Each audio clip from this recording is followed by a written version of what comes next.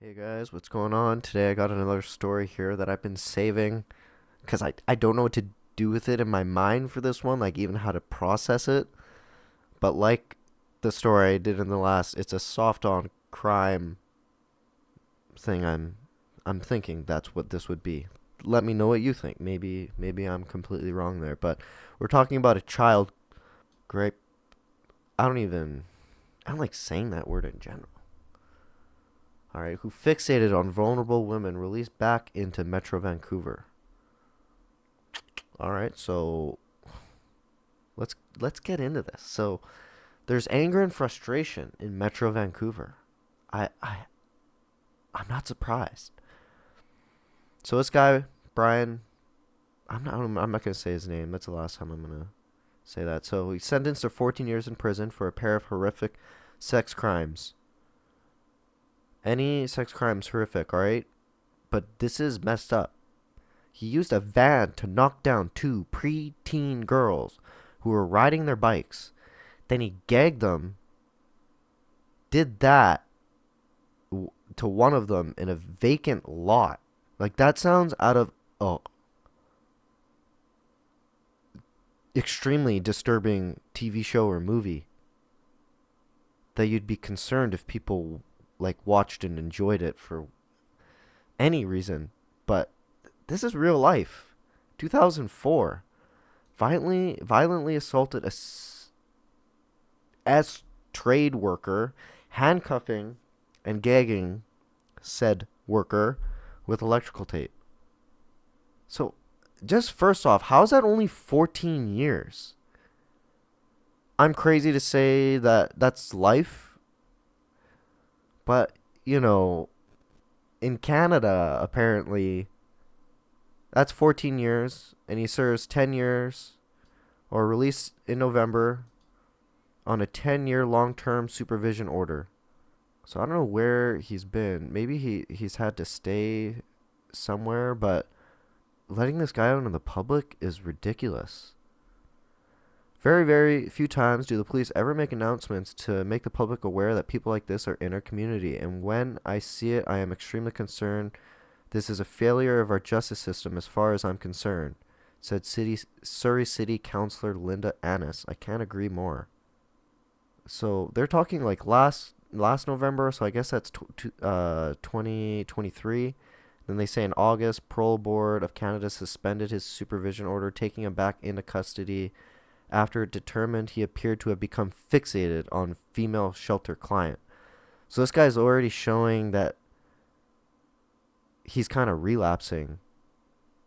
Documents say he approached the woman trying to strike up a relationship, continued his advances after the woman said she wasn't interested, and after his case management team told him to break off contact.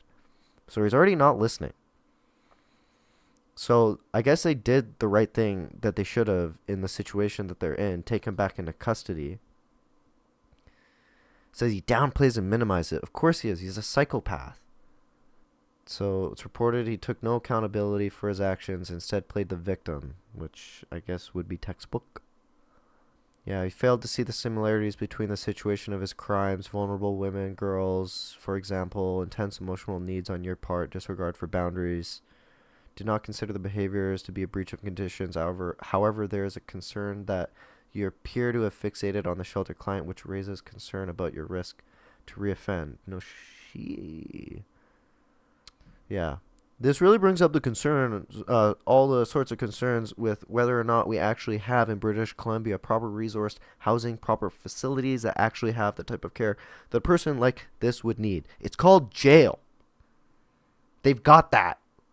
Shelter, food, and bars to keep them in and separated from the law abiding, productive people in society. Under his modified release conditions, he is not to attempt to initiate any sexual or non-sexual relationships or friendships with females without written permission from his parole supervisor. So it's a parole supervisor because this guy's just out now. His release last year, Surrey Mayor Brenda Locke blasted the justice system for what she called an outrageous decision. The judge called his offenses the most heinous and grave crimes known to our society and it is reprehensible that this dangerous sex predator is being released into our community.